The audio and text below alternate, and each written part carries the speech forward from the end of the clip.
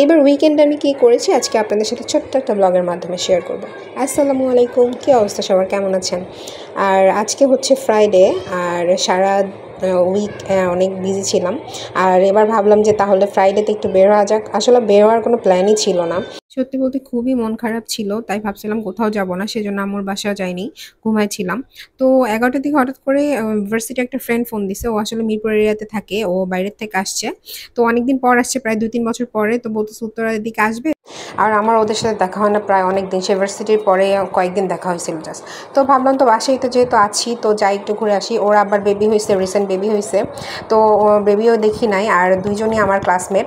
So যাই ওদের সাথে দেখা করে আসি। তো আবার বাইরের দিকে তাকায় ভাবতেছিলাম, ভাই যেই রোদ, আসলে এখন সিজনটা এরকম হয়ে গেছে, দুপুরে রোদ থাকে তো বিকেলবেলা বৃষ্টি শুরু হয়ে যায়।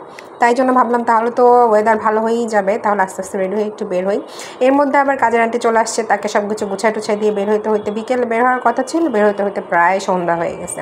তারপরে তো রেডি হয়ে বের হয়ে তারপর ডিসিশন নিচ্ছিলাম আসলে কোন দিকে যাবো। ওরা আসছে মিরপুর দিক থেকে, আর এখন উত্তর অবস্থা অতটা ভালো না, রাস্তাঘাটে খুবই ধুলাবালি থাকে, আর বেবি অনেক কান্নাকাটি করতেছিল। তো ভাবলাম একটা নিরিবিলি পরিবেশে যাই, সেই জন্য হচ্ছে 300 ফিটের ওইদিকে চলে গেছিলাম, পূর্বাচল ওইদিকে। ওই জায়গাটা আমার খুবই ভালো লাগে।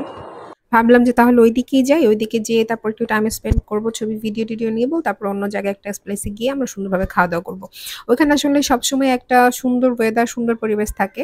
আর এইখানে অনেক মানুষজন আসে, এই যে এখানে মেলার মতো হচ্ছিল, আর সন্ধ্যার পর লাইটিং গুলো এত ভালো লাগে।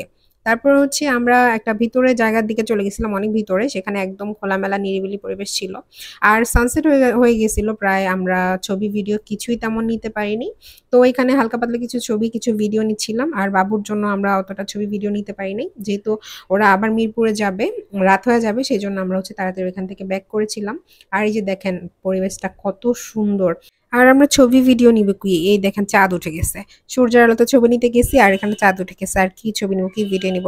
আর সন্ধ্যার পরে জায়গাটা একটু রিস্কি হয়ে যায়, যেরকম সুন্দর জায়গা ওরকম আসলে সন্ধ্যার পর একটু বেশি ভয়ঙ্কর হয়ে যায়। আসছি একটা লোকাল এরিয়াতে চলে আসছিলাম, লোকাল এরিয়াতে এসে আমরা এখানে খাওয়া দাওয়া করবো।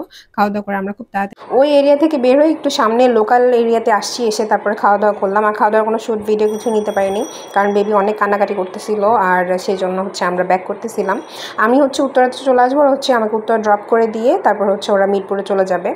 তো এখানে আসতেছিলাম, আর হুট করে বৃষ্টি নেমে গেছে। এই যে যাওয়ার সময় দুনিয়ার গরম, আর ওয়েদার এত বাজে ছিল, আর এই যে আসার সময় নেমে গেছে বৃষ্টি। ওইদিকে ছিল না, বাট উত্তরের মধ্যে ঢুকতে দেখলাম যে প্রচুর বৃষ্টি হচ্ছে। তারপরে এই তো তারপর আমরা এখানে ওয়েদার এনজয় করতে করতে তারপর চলে আসছি, আর প্রায় রাত 8টার মতো বেজে গেছিলো অলরেডি। আর এখানে আমরা একটু নামছিলাম, নেমে হচ্ছে হালকা পাতলা একটু নাস্তা করছিলাম, কারণ এখানে খাবারগুলো খুবই ভালো লাগে। তারপরে এই তো আমি বাসার দিকে যাচ্ছি, বাসার থেকে আমাকে ড্রপ করে ওরা দিয়ে ওরা মিরপুরের দিকে চলে যাবে।